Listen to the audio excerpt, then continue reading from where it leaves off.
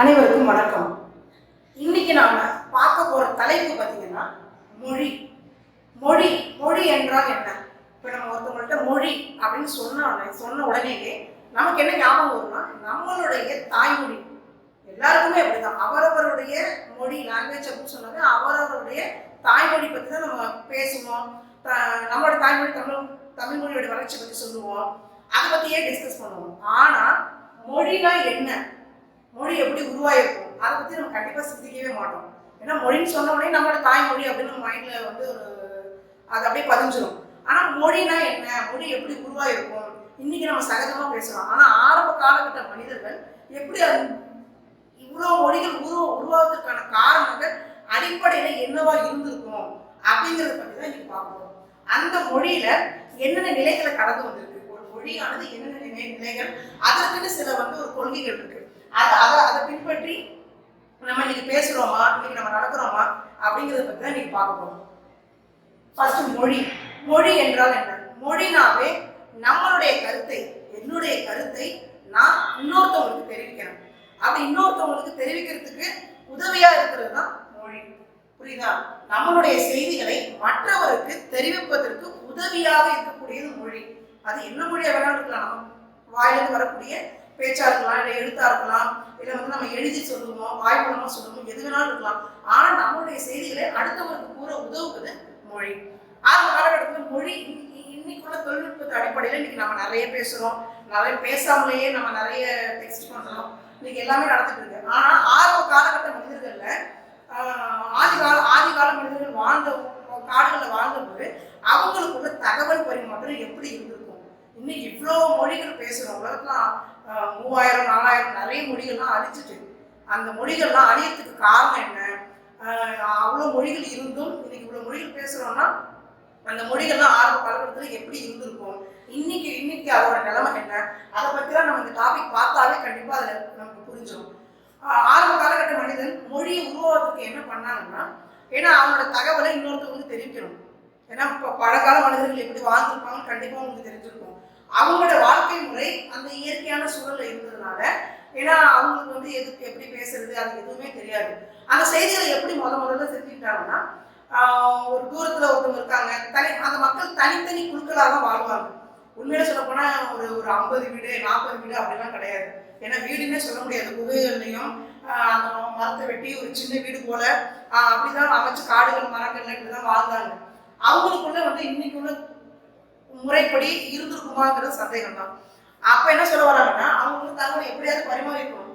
அப்ப என்ன செய்ய வந்தாங்கன்னா, தூரத்துல உள்ளவங்களுக்கு ஒரு மரங்களோட இலைகளை அப்படியே நெருப்பு மூட்டி அதுல வரக்கூடிய புகையை வந்து காமிச்சு நான் இங்கதான் இருக்கேன் அப்படின்னு தகவல் தெரிவிச்சாங்க. முத ஆரம்ப காலகட்டத்தில் இப்படிதான் தகவல் வரவேற்கு. ஏன்னா அந்த புகை வந்து சரி ஓகே இங்கதான் இருக்காங்க அப்படின்னு புரிஞ்சுக்க ஆரம்பிச்சாங்க. அதுக்கப்புறம் பாத்தீங்கன்னா சைகை மூலமாக, சைகைகள் நம்ம கை சைகை மூலமா தலையை ஆட்டுறது, இந்த சைகை மூலமாக அவங்க புரிஞ்சுக்க முயற்சி பண்றாங்க. அப்புறம் மூணாவது பாத்தீங்கன்னா ஒலி மூலமாக, இதுதான் முக்கியமானது. இதோட அடிப்படை தான் மொழி. என்ன சொல்ல வராங்கன்னா, ஒலி அவங்க வந்து என்னன்னா பறவைகள் விலங்குகளோட அந்த இயற்கை காலகட்டத்தில் வாழ்ந்ததுனால அதோடைய ஒலி போலவே கத்தி பார்க்கறாங்க, அதோட மூலமே சத்தமிட்டு பார்க்கறாங்க. அது அவங்களுக்கு புதுசா இருக்கு. அப்போ இப்ப நான் அவங்களுக்கே என்ன சொல்றாங்க, நான் இப்ப சத்தம் போட்டா அவன் திரும்பி பார்க்கறான், ஏதோ சவுண்டு கேட்குது, ஏதோ திரும்பி பார்க்கறாங்க அப்படின்னு சொல்லிட்டு அப்பதான் அந்த ஆதிகால மனிதர்கள் அப்பதான் புரிஞ்சுக்கிறாங்க. ஓகே நம்ம வாயிலிருந்து வரக்கூடிய அந்த ஒலியானது அங்கே ஏதோ மாற்றத்தை ஏற்படுத்துது. அப்ப அவங்க திரும்பி பார்க்கறாங்கன்னா அப்போ நம்ம ஏதோ நம்ம சொல்லிட்டோம் அதனால திரும்பி பார்க்கறாங்க, அப்ப சத்தத்துக்கு திரும்புறாங்கன்னா அதுதான் அடிப்படை. அதாவது இவ்வளோ மொழிகள் உருவாவதற்கு காரணம் அடிப்படையா இருக்கிறதுனா மனிதனுடைய ஒலி. அந்த ஒலி மூலமாகத்தான் இவ்வளோ மொழிகள் பிறந்தது. மொழியோட அடுத்தடுத்த கட்ட நிலைகள் எல்லாமே தோன்றதுக்கு காரணம் மொழி தான். சரி, அப்படி மொழியோட வடிவங்கள் என்னென்னு பார்த்தோம்னா, மொழியோட வடிவங்கள் ஒவ்வொரு காலகட்டத்திலும் வேறு வேறு விதமா இருக்கும். இன்னைக்கு நம்ம நிறைய பார்க்குறோம். ஆரம்ப காலகட்டத்தில் வந்து அவங்க வந்து பேசின வார்த்தைகளை மொழியெல்லாம் நம்ம இன்னைக்கு பயன்படுத்திட்டு இருக்கோமா அப்படிங்கிறதுலாம் கிடையாது. ஏன்னா நிறைய காலகட்டங்கள் அது மாறி இருக்குது. இன்னைக்கு நம்ம ஒரே மொழி பேசுவோம், அந்த ஒரே மொழியை கூட வேறு விதமான சொற்கள் எல்லாம் கலந்து பேசுவோம். இன்னைக்கு ஒரே மொழிக்கு அப்படின்னா அப்போ உலகத்துல உள்ள எல்லா மொழிகளுமே ஒரே மாதிரி தான் இருந்திருக்குமா இருக்குமாங்கிறது கிடையாது. அதோட வடிவங்கள் ஆரம்ப காலகட்டத்திலிருந்து இன்னைக்கு வரைக்கும் நிறைய மாற்றங்கள் ஏற்பட்டிருக்கும். புரியுதா? அப்புறம் என்ன சொல்ல வராங்கன்னா, 2 நிலைகள், மொழியோட 2 நிலைகள், இதுதான் முக்கியமான நிலை. உலகத்தில் உள்ள எல்லா மொழிகளுக்குமே முதன்மையானது 2 நிலைகள். என்ன சார் அது 2 நிலைகள்னா, ஒன்று பேச்சு மொழி, இன்னொன்று எழுத்து மொழி. பேச்சு மொழி, பேச்சு மொழினா என்ன, எழுத்து மொழினா என்ன? ஏன்னா ஒரு மொழி காலம் கடந்து, இன்னைக்கு தமிழ் மொழி வந்து நம்ம 2000 3000 சில அவ்வளோ ஆண்டுகள் வந்து நம்ம கடந்து இன்னைக்கும் நம்ம வந்து இன்னைக்குள்ள காலகட்டத்துக்கும் அது தன்னை வந்து பாதுகாத்து வச்சிருக்கு, தன்னை தக்க வச்சிருக்குன்னா அதுக்கு காரணம் என்னன்னா இந்த 2 விஷயம் தான். ஒன்று பேச்சு மொழியா இருக்கணும், இன்னொன்று எழுத்து மொழியாகவும் இருக்கணும். பேசினா மட்டும் பார்த்தாது, அது எழுத்து மொழியாகவும் இருக்கணும். ஒரு மொழிக்கு இந்த 2ல ஏதோ ஒன்று அந்த மொழியில வந்து இல்லை அப்படின்னா அந்த மொழி அழிவை நோக்கி சந்திக்குது. நிறைய மொழிகள் உலகத்துல அழிஞ்சதுக்கான காரணம் 2 நிலையில, ஒன்று பேச்சு மொழி, இன்னொன்று எழுத்து மொழி. 2 நிலையில ஏதோ ஒரு நிலைய அது இழந்திருந்ததுன்னா கண்டிப்பா அந்த மொழி அழிவை சந்திச்சிருக்கும் அப்படின்னு சொல்றாங்க. சரி, அப்புறம் என்ன சொல்றாங்கன்னா, பயன்பாடு. பயன்பாடு என்னன்னா, இந்த 2மே பேச்சு மொழியும் சரி எழுத்து மொழியும் 2ஓட பயன்பாடுமே இன்னைக்கு கண்டிப்பா இருக்கு. ஏன்னா ஆரம்ப காலத்துல இருந்து 2உடைய பயன்பாடு இல்லாம நம்ம பேசவே முடியாது. பேச்சு பயன்பாடு நம்ம பேசாம நம்ம எந்த ஒரு வேலையுமே பார்க்க முடியாது. அதே மாதிரி எழுத்து மொழியும் இல்லாம ரெண்டுத்துலயுமே பயன்பாடு இருக்கு. அதுல என்னென்ன நிறைய குறைகள் பார்க்க போறோம். ஆனா பயன்பாடும் வந்துட்டா பேச்சு மொழி பயன்பாடும் சரி, எழுத்து மொழி பயன்பாடும் சரி, அது வந்து உடனடி பயன்பாடா இருக்கலாம், இல்லை நீண்ட கால பயன்பாடா இருக்கலாம், எது வேணாலும் இருக்கலாம். ஆனா 2மே நமக்கு பயனுள்ளதா இருக்குன்னு சொல்றாங்க. பாருங்க, அடுத்து பேச்சு மொழி. பேச்சு மொழினா என்ன சார் அப்படின்னா, நான் பேசுறேன், என்னுடைய வாயிலிருந்து வரக்கூடிய அந்த சொற்கள் இன்னொருத்தவங்களுக்கு கேட்கிற மாதிரி இருக்கும். பேச்சு மொழினா மொழினா நம்ம சொன்னோம், நம்மளோட கருத்தை வந்து நம்ம தெரிவிக்கிறது வந்து உதவுது மொழின்னு சொல்லியாச்சு. அந்த கருத்தை நான் தெரிவிக்கிறேன், ஆனா வாய் மூலமாக பேசப்பட்டு மற்றவர்கள் கேட்கப்படுவதற்கு பேர் தான் பேச்சு மொழி. ஏதாவது கருத்து தெரிவிக்கிறதுனா எது மூலமா தெரிவிக்கிறோம்? பேச்சு மூலமா தெரிவிக்கிறோம். அப்போ அதுதான் பேச்சு மொழி. வாய் மூலமாக பேசப்பட்டு மற்றவர்கள் கேட்கப்படுவதற்கு பேச்சு மொழி. அந்த பேச்சு மொழி இல்லாமல் இன்னைக்கு ஒரு குழந்தை வந்து நம்மளுக்கு ஹாஸ்பிட்டலில் வந்து குழந்தை பிறகுது. அந்த குழந்தை முதல்ல குழந்தை பிறந்த உடனேயே என்ன செய்யணும், அந்த குழந்தை வந்து என்ன செய்யணும்னா கண்டிப்பாக அழுக சுத்தணும். நல்லா வந்து குழந்தை அழுகுதான், அப்போ வந்து அப்போதான் அவங்களுக்கு வந்து எந்த பிரச்சனையும் இல்லாமல் குழந்தை பிறந்திருக்கு அப்படின்னு சொல்லுவாங்க. ஏன்னா குழந்தை அழுகோடு பிறந்தாதான் எந்த பிரச்சனையும் இல்லை. ஒரு அழுகாம இருந்தால் அதுக்கு டாக்டர் வந்து என்ன செய்வாங்க, அந்த முதுகு புறம் கட்டுவாங்க, அந்த குழந்தை அழுக வைப்பாங்க. எதுக்காக சொல்ல வரேன்னா, அந்த பேச்சு, அந்த ஒலி, அந்த சவுண்டுங்கிறது ரொம்ப முக்கியம். ஏன்னா நம்ம இன்னைக்கு காலகட்டத்திலும் சரி, இன்னும் வரக்கூடிய 100 ஆண்டுகள் எவ்வளோ ஆண்டுகள் போனாலும் பேச்சு மொழி இல்லாமல் மனிதனால வாழவே முடியாது. அடுத்து பாருங்க, உயிர் நாடி. அதாவது என்னன்னா, மொழிகளுக்கெல்லாம் உயிர் நாடி பேச்சு மொழி. நம்ம எழுத்து மொழி எழுதாம இருக்கோம், பேசாம இருக்கோம், பயன்படுத்தாம இருக்கோம். ஆனா ஒட்டுமொத்த எந்த மொழியா இருந்தாலும், உலகத்தில் உள்ள எந்த மொழியா இருந்தாலும் அதுக்கு உயிர் நாடியாக விளங்குவது பேச்சு மொழி. நிறைய பேருக்கு நான் வந்து எனக்கு எழுத தெரியாது, படிக்க தெரியாது, ஆனால் பேசுவேன். பெரும்பாலும் இன்னைக்கு காலகட்டத்தில் எல்லாருமே நம்ம பேசுகிறோம், படிக்கிறோம், எழுதுறோம். ஆனால் ஒரு குறிப்பிட்ட ஸ்டேஜ் வரைக்குமே பேச்சு மொழியில் மட்டும்தான் மக்கள் வாழ்ந்தாங்க. எழுத்து மொழி அவங்க கற்றுக்கலை. வரக்கூடிய கால மாற்றங்களால அதை அவங்க கற்றுக்கொள்ளாமலே போயிட்டாங்க. இப்போ என்ன சொல்ல வராங்கன்னா, பேச்சு மொழி ஆரம்பத்துலேருந்து இப்போ வரைக்கும் அது பயன்பாட்டிலே இருந்துகிட்டே இருக்கு. என்ன சொல்றாங்கன்னா, முக்கியமான நோக்கம், பேச்சு மொழியோட நோக்கம் என்னன்னா உணர்வுகளை வெளிப்படுத்துதல். நம்ம அதுதான் ரொம்ப முக்கியம். உணர்வுகளை எப்படி நீங்க வெளிப்படுத்துறீங்க? நான் வந்து சந்தோஷமா இருக்கேனா, நான் வந்து பேசுறேன்னா நான் சந்தோஷமா பேசுறேன், எப்படி என்னோட வார்த்தை வச்சா கண்டுபிடிச்சிடலாம். அதான் உணர்வுகள். உணர்வுகளை வெளிப்படுத்துவது தான் பேச்சு மொழியுடைய நோக்கம். ஏன்னா நீங்க வந்து நம்ம அழுதுகிட்டே பேசுறேன்னா ஏதோ வந்து நீங்க டல்லா பேசுறீங்க, நீங்க சோகமா பேசுறீங்க, சிரிப்பா, நம்மளுடைய வார்த்தை மூலமே நம்மளை கண்டுபிடிச்சிட முடியும். அதனால உணர்வுகளை வெளிப்படுத்துவதன் முக்கிய நோக்கமே ஒரு நோக்கமாக கொண்டுள்ளதான் பேச்சு மொழி. அப்புறம் என்ன சொல்றாங்கன்னா, உடல் மொழி. கண்டிப்பா உடல் மொழி அவசியம். மொழியை பொறுத்த வரைக்குமே நம்ம எழுத்து மொழியில அப்படின்னு சொல்ல முடியாது. ஆனா பேச்சு மொழியில உடல் மொழி தான் அவசியம். பேச்சு மொழியில அடுத்ததான் என்ன சொல்றாங்கன்னா, உடல் மொழி.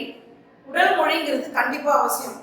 ஏன்னா நம்ம வந்து எழுத்து மொழியில வந்து உடல் மொழி தேவையாங்கிறது வந்து அவசியம் கிடையாது. ஆனா ஒரு பேச்சு மொழியில கண்டிப்பா உடல் மொழி மிக மிக அவசியம். தன்னுடைய கருத்தை அவங்க எந்த மாதிரி வெளிப்படுத்துறாங்க. ஒரு மேடையில பேசுறோம், கைகளை ஆட்டி தலையை ஆட்டி பேசும்பொழுது உடல் மொழிங்கிறது கண்டிப்பா பார்ப்பவர்களுக்கு இன்னும் ஒரு கூடுதல் ஒரு இன்பத்தை தருது. உன்னுடைய பேச்சோட வெளிப்பாடு வாய்ந்து வரக்கூடிய அந்த வார்த்தைகள் இருந்தாலும் உடல் மொழி காட்டி கொடுக்கும்.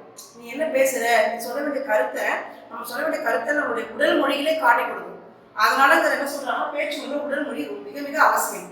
அப்புறம் ஏற்ற இறக்கங்கள் கண்டிப்பா என்னன்னா, நம்ம ஏற்ற இறக்கத்தோட பேசும்பொழுதுதான் பொருள் வேறுபாடு அடைன்னு சொல்றாங்க. ஏன்னா பேச்சு மொழியில பொருள் வேறுபாடுங்கிறது கண்டிப்பா நம்ம ஒரே மாதிரி பேச முடியாது, ஒரே சொற்களை அப்படியே வரிகளோட வெளிப்படுத்த முடியாது. ஏன்னா அது என்ன தேவைன்னா, கண்டிப்பா நம்ம பேச்சை கேட்கக்கூடிய எதிரில் உள்ளவங்களுக்கு வேறுபாடு கண்டிப்பா தேவை. ஏன்னா அதுல நம்ம ஏற்ற இறக்கங்கள் இல்லாம ஒரே மாதிரி பேசும் பொழுது அவங்களுக்கு அதுல புரியாமல் கூட போகலாம். உதாரணத்துக்கு என்ன சொன்னாங்க, முடியாது அப்படின்னு சொல்றாங்க. நம்மளுடைய என்ன சொல்றாங்க, அம்மா ஒரு பையனை கடைக்கு போய் ஒரு சில பொருட்கள் வாங்க சொல்றாங்க. என்னால முடியாதுமா, என்னால போக முடியாது அப்படின்னு அவன் சொல்றான். அது எதை காட்டுதுன்னா மறுப்பு. இதே இன்னொரு பையன் என்ன சொல்றான்னா, என்னால போக முடியாதுமா, அவன் உடம்பு சரியாம இருக்கலாம், என்னால போக முடியாதுமா அப்படிங்கிறான். இது இயலாமை. ஃபர்ஸ்ட் உள்ள முடியாதுங்கிறது மறுத்தல், அடுத்த உள்ள முடியாது இயலாமை. அப்போ ஒரே ஒரு சொல்லுதான். அந்த சொற்களை ஏற்ற இறக்கத்தோடையோ இல்ல நீ அது பொருள் வேறுபாட்டோட கூறும் பொழுது கண்டிப்பா அந்த வேறுபாடு புரியுதா? அதெல்லாம் என்ன சொல்றாங்க, நம்ம இன்னொரு வார்த்தை என்னன்னா, கவனி, குழந்தைய நல்லா கவனிச்சுக்கோங்க அப்படின்னு சொல்லுவோம். அப்புறம் என்ன, ரோட்ல போகும்போது பார்த்து கவனிச்சு போங்க அப்படின்னு சொல்லுவோம். கவனிங்கிறது ஒரே வார்த்தை தான், ஆனா எந்த இடத்துல எப்படி பயன்படுத்துறோம், எப்படி ஏற்ற இறக்கத்தோட பயன்படுத்துறோங்கிறது ரொம்ப முக்கியம். ஏன்னா நம்ம வார்த்தைகளை பேச்சு மொழியில சரளமா பேசிட்டு போக முடியாது.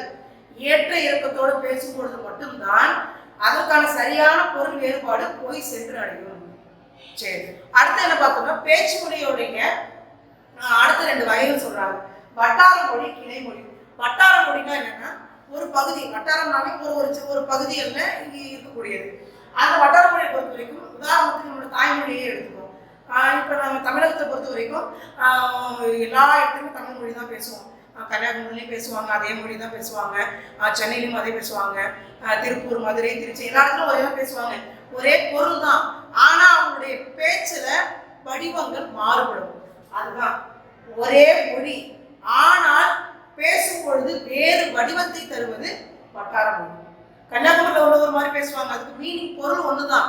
சென்னையில ராயபுரம், வடசென்னையில ஒரு மாதிரி பேசுவாங்க, கோயம்புத்தூர்ல ஒரு மாதிரி பேசுவாங்க, திருநெல்வேலியில ஒரு மாதிரி பேசுவாங்க. அவங்க சொல்றோட அர்த்தங்கள், பொருள் எல்லாம் ஒரே மாதிரி தான் இருக்கும். ஆனா அவங்களுடைய அந்த வெளிப்படுத்தக்கூடிய பேச்சு நிலை வேறு மாதிரியாக இருக்கும், வேறு வடிவங்களாக இருக்கும். அதுதான் வட்டார மொழி. கிளை மொழினா என்ன சார்? கிளை மொழினா பொறுத்த வரைக்கும் என்னன்னா, ஒரு மரம் இருக்கு, மரங்கள்ல நிறைய கிளைகள் இருக்கு. உண்மையிலேயே அந்த மரத்துடைய நடுப்பகுதி தான் முக்கியமான ஒரு ஒரு முதன்மை பகுதி. அதுலேருந்து உள்ளதுதான் நம்ம அடுத்த கிளைகளா வருது. அப்படின்னு பார்த்தீங்கன்னா, நம்மளுடைய தாய்மொழியானது அந்த மரத்துடைய நடுப்பகுதி போடுது. அதுல உள்ள நிறைய கிளைமொழிகள் தான் தெலுங்கு, மலையாளம், கன்னடம். இதெல்லாம் எப்படி சார் கிளைமொழியா ஆணிச்சு? கிளைமொழினா என்ன அப்படின்னா, உதாரணத்துக்கு நம்ம ஒரு 30 பேர், ஒரு 20-30 பேரை தமிழ்நாட்டிலேருந்து என்ன சொல்றோம்னா, ஒரு கேரளாவுக்கு போய் நம்ம அப்படியே ஷிஃப்ட் பண்றோம்னு வச்சுக்கோங்க. அங்கே ஒரு 20 பேரை மட்டும் அங்கேயே இருங்க அப்படின்னு சொல்லிட்டு ஒரு 20 வருஷம், 30 வருஷம், 40, 50, ஏன் ஒரு 100 வருஷம் கூட அவங்களுக்கு நமக்கு தொடர்பே இல்லாம பிரிஞ்சு இருக்கோம்னா, கண்டிப்பாக அவங்க பேசக்கூடிய தமிழ் மொழி 100 வருடங்களுக்கு பின்பும் அதே தமிழ் மொழியா இருக்குமா சார்னா கண்டிப்பா இருக்காது. புரியுதா? நம்ம ஒரு 6 கோடி பேர் மட்டும் பேசுறோம்னா அதை நம்ம பயன்படுத்திட்டே இருக்கோம், சரமா பேசிட்டே இருக்கோம். ஆனா ஒரு குறிப்பிட்ட மக்கள் மட்டுமே ஒரு 20-30 பேர் மட்டும் தனிமைப்படுத்தி அவங்கள அந்த மொழிக்கு நமக்கு எந்தவித தொடர்புமே இல்லாம இருக்கும் பொழுது கண்டிப்பாக அதுல பல மாற்றங்கள் உருவாகும்னு சொல்றாங்க.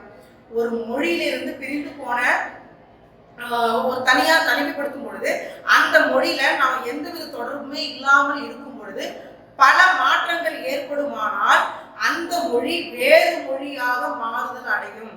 அதுதான் சார் கிளை மொழி. அதனாலதான் தமிழ்ல இருந்து பிரிஞ்சது மலையாளம், தமிழ்ல இருந்து பிரிஞ்சது தெலுங்குன்னு சொல்றோம். ஏன் சார் ஒரே மொழி மாதிரி இருக்குன்னா அதான் ரீசன். நம்மகிட்ட இருந்து பிரிஞ்சு போன மொழி நம்ம அதுக்கு தொடர்பு இல்லாம போயிட்டு காலப்போக்கில் பல மாற்றங்கள் ஏற்படுறதுனால அது வேறு மொழியாவே மாறிடும். அதுதான் முக்கியம். அப்புறம் என்ன சொல்றாங்கன்னா, எழுத்து மொழி. பேச்சு மொழியோட அடுத்த கட்டம் எழுத்து மொழி. வரி வடிவம். நம்ம என்ன சொல்றோம்னா, நம்ம பேசுறோம், நம்ம இயல்பா உள்ளது நம்ம கருத்தை பேசுறோம்.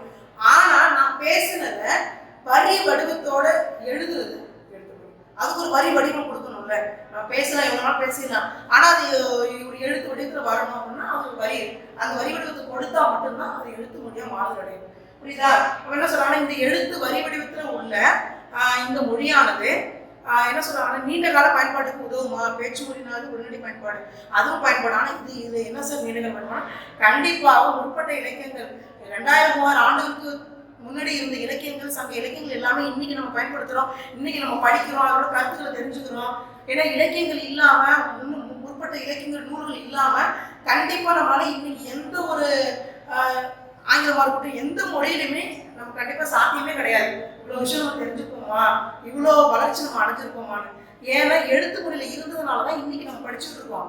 முன்னாடி உள்ளவங்க படிச்சாங்க, நிறைய எழுதினாங்க, நிறைய தகவல் சொன்னாங்க, இன்னைக்கு நம்ம படிச்சுட்டு இருக்கோம். அதனால எழுத்து மொழிங்கிறது இன்னைக்கு நேற்று கிடையாது. இன்னும் பல நூற்றாண்டுகள் கடந்து போனாலுமே எழுத்து மொழிக்கு பயன்பாடு உண்டு. நீண்ட கால பயன்பாடுங்கிறது எவ்வளவு காலங்கள் மாற்றம் அடைந்தாலும் எழுத்து மொழிக்கு அழிவு கிடையாது.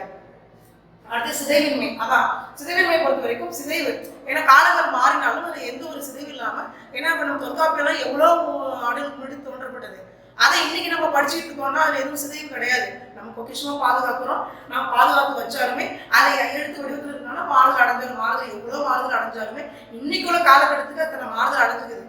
இன்னைக்கு நம்ம செல்போன்ல சின்ன அப்ளிகேஷனா கூட நம்ம சேவ் பண்ணி வச்சிருக்கோம். நிறைய நூல்கள், நிறைய அறிவியலுடைய புத்தகங்கள் எல்லாமே இன்னைக்கு நம்ம செல்போன்ல ஒரு சின்ன அப்ளிகேஷனா போட்டு வச்சிருக்கோம். எல்லாமே எழுத்து வடிவத்தில் இருந்தனால இன்னைக்கு நம்ம பயன்படுது. ஆனா இன்னைக்கு வடிவங்கள் ஏதோ ஒரு வடிவத்தில் இருக்கலாம், புத்தகம் எல்லாமே நம்ம செல்போன்ல படிக்கலாம். ஆனா எழுத்து இருந்ததுனாலதான் இன்னைக்கு நமக்கு பயன்பாடு இருக்கு. அதுதான் நீண்டகால பயன்பாடு. ரெண்டாவது சிதைவு இல்லாம பாதுகாக்கிறது. அப்புறம் என்ன சார்னா இரண்டு மொழிகளுக்கும் உள்ள வேறுபாடு என்ன சொல்றாங்கன்னா வழக்கு. ரெண்டு மொழிக்கு அப்படி என்ன சொல்லியிருக்கோம்னா வழக்கு பொறுத்த வரைக்கும் தொல்காப்பியர் என்ன சொல்லியிருக்காருன்னா ரெண்டா பிரிச்சிருக்காரு. ஒண்ணு உலக வழக்கு, இன்னொன்னு இலக்கிய வழக்கு. உலக வழக்குன்னா என்ன சார்னா பேச்சு மொழியில எல்லாரும் உலகம் ஃபுல்லா ஒரே மாதிரி தான் பேசுறாங்க, ஒரே மாதிரி தான் செயல்படுத்துறாங்க.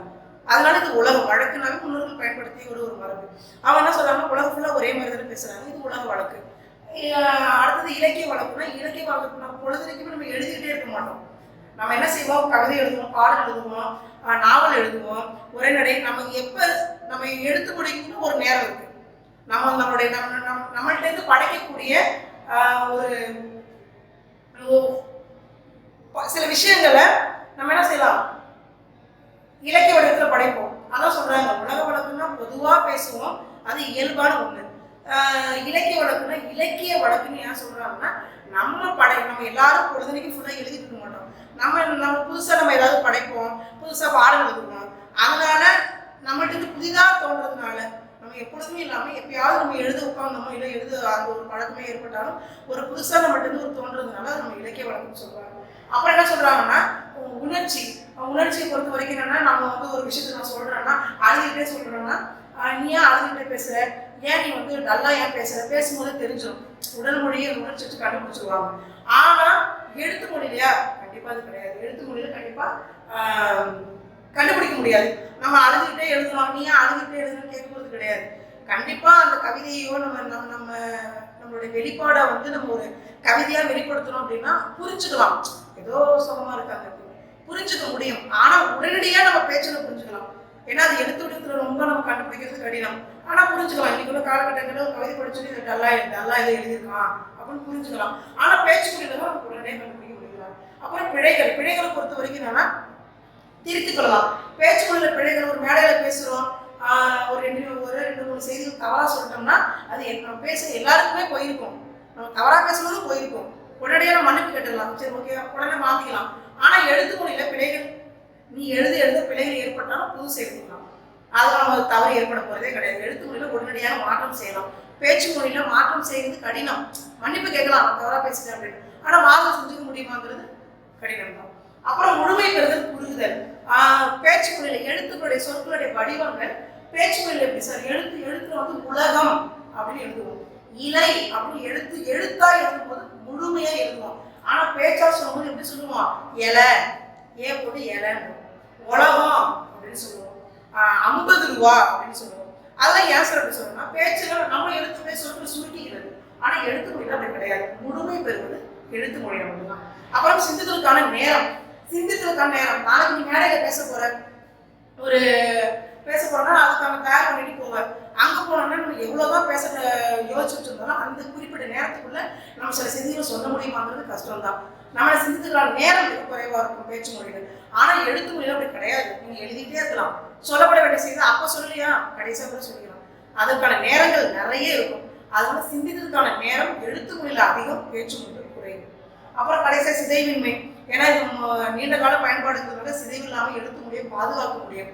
ஆனா பேச்சு மொழியிலையும் பாதுகாக்க முடியும்னா நம்மளுடைய இன்னைக்கு நிறைய பாதுகாக்க முடியும்னா ரெக்கார்டா இன்னைக்கு நம்ம நிறைய டாக்டர்கள் வந்து அறிவுரை சொல்றது, ஆசிரியர்கள் வந்து தேர்வின் போது சொல்லக்கூடிய கிளாஸஸ் எல்லாம் நம்ம டிவியில பார்ப்போம். அதெல்லாம் வந்து ரெக்கார்டா இன்னைக்கு பார்த்துக்கலாம், நாளைக்கு பார்த்துக்கலாம். ரெக்கார்டா இருக்கும்போது இதுவும் பயன்படுத்தும். பேச்சு மொழியும் நமக்கு சிதைவில்லாம் பாதுகாக்க முடியும். அப்புறம் ஊடகங்களோட பயன்பாடு. நம்ம ஒரு நியூஸ் வாசிக்கிறாங்க டிவியில, அந்த நியூஸ் வாசிக்கும் பொழுது என்ன செய்யறாங்க, நியூஸ் வாசிக்கும் பொழுது ஒரு ஒரு ஒரு குறிப்பிடத்துக்கு நேரத்துக்கு போல எழுத்து மொழியில வாசிக்கிறாங்க. ஒரு பேப்பர் வச்சு படிப்பாங்க ஒரு குறிப்பிட்ட நேரத்துக்கு முன்னாடி வரைக்கும். ஆனா இன்னைக்கு என்னன்னா இன்னைக்கு ஒரு தூரத்துல எழுதி அந்த லெட்டர்ஸ் ஓடிட்டே இருக்கும், அந்த எழுத்து மூலமா படிப்பாங்க. ஊடகங்களையும் எழுத்து மொழி பயன்பாடு அதிகமாகவே இருக்கு. பேச்சு மொழி இருக்கா சார், பேச்சு மொழி இல்லைன்னா கண்டிப்பா பேச்சு மொழியும் இருக்கு. ஒரு இடத்துல ஒரு விபத்து நடந்துட்டு நேரடியாக அந்த இடத்துக்கு போய் ஒரு ரிப்போர்ட்டர் பேசணும்னா அங்குள்ள இடங்களை எழுதி வச்சு படிக்க முடியாது. அங்குள்ள நிலை, அந்த அங்குள்ள அங்கு நேரடியாக நடக்கக்கூடிய விவரங்களை பேச்சு மொழியில் பேசிதான் ஆகும். அதனால ஊடகங்கள்ல பேச்சு மொழிக்கு கண்டிப்பா பயன்பாடு உண்டு. ஆனா அதை விட அதிக பயன்பாடு எழுத்து மொழிக்கு தான் உண்டு. அதனால இவ்வளவு காலகட்டங்களையும் தாண்டி தமிழ் மொழியானது இன்னைக்குள்ள காலகட்டத்துக்கும் தன்னை சரியான முறையில் பேச்சு மொழியிலும் எழுத்து மொழியிலும் இரண்டு நிலைகளிலுமே தக்க வைத்துக் கொள்வது சிறந்ததாக இருக்குன்னு சொல்றாங்க. நன்றி.